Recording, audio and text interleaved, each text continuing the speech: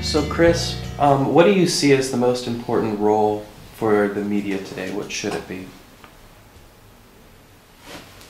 Well, I mean, the media is disintegrated.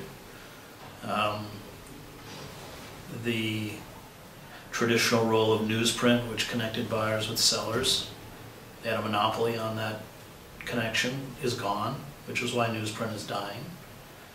The internet isn't going to replace it. Electronic news has become a form of entertainment, dominated by corporations and all about ratings, not about any kind of journalistic integrity. There's no real reporting done anymore. It's all talking heads. All of the foreign bureaus are closed. And that is coupled with a whole transition within the society from a print-based culture to an image-based culture. People don't read anymore. And the ethic of traditional newspaper reporting is completely inverted on the internet. Nobody reports. Very few people report on the internet. They don't pick up a telephone. So that process of collecting information, editing it, and verifying it through fact-checking and putting it on the page is dying, along with newsprint itself.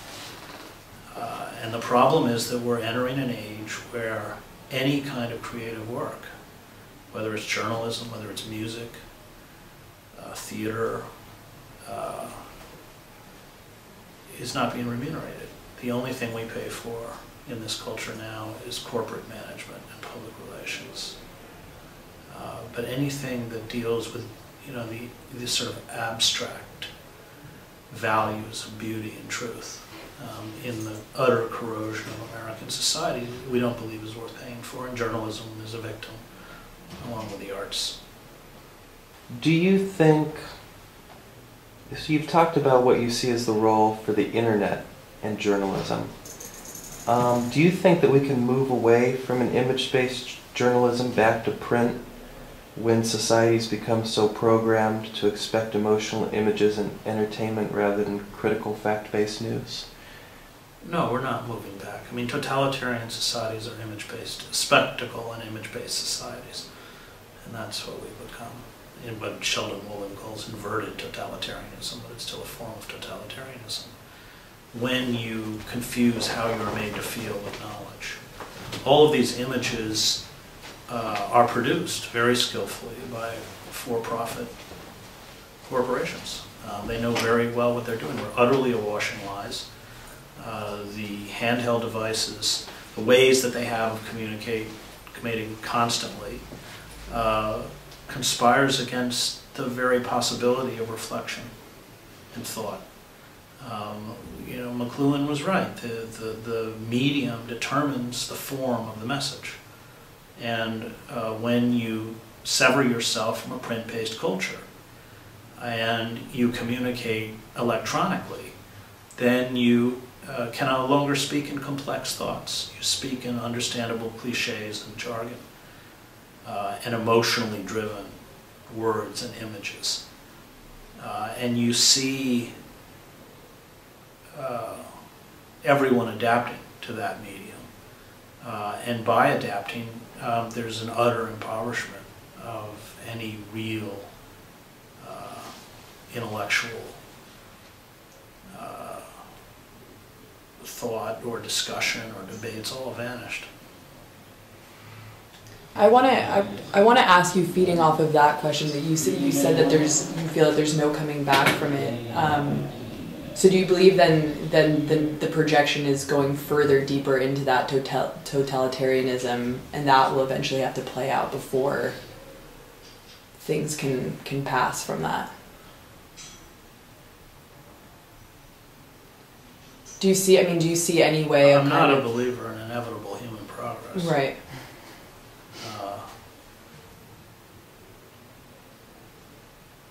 I mean, the dumbing down of American culture is pretty extreme. Yeah. 42 million people in this country are illiterate. 50 million people are semi-literate, meaning they read at a 4th or 5th grade level. And then you have people who are technically literate who don't read. And the consequences of that are catastrophic because it creates not only opinions based on emotionally driven narratives, but it also creates historical amnesia. People don't know what came before. They don't understand the antecedents. They're not stupid, but they're illiterate. They don't understand the sweep of all of the cultural, political, and historical forces that created what we have. I mean, as if we can sit around and have debates about labor unions being the problem. Before there were labor unions, we didn't have a middle class. And but you have to read American history to know that. And there will always be people who read, just as there will always be people who go to classical theater, but they are going to exist on the margins of society. The vast majority of the society is severing itself from what I would call those forces that create transformation. And which is what great, artistic or intellectual endeavor seeks to do. It seeks to transform rather than to entertain. But now everything is judged for entertainment value. So, we are awash in electronic hallucinations. And the worse it gets, the more we retreat into those hallucinations, which is what dying cultures always do. They sever themselves from reality because reality becomes so difficult to face. And we're no exception from that. What could you say, words of inspiration, I guess people, how could they get involved and try to take this country back? We're on a horrible path right now. It's over. We've undergone a coup d'etat and they won. We've been sold out. We lost. What do you have to say to people like ourselves who are attempting to enter the field of independent and alternative media, who are trying to do critical, responsible, and informative journalism? Well, it will exist, but it's not going to pay the rent. Nobody's going to pay you for it. They'll pay you if you want to become, if you want to prostitute yourselves to a network or something. But for people who really want to do journalism, you're going to be members of the working class, and you're going to really struggle because the last thing the corporate state wants is real journalism. I mean, they have managed to render whole pockets of the United States utterly invisible. We don't see these people. We don't hear about them. They don't, except when they're brought on reality television to be ridiculed and made fun of. It's awful.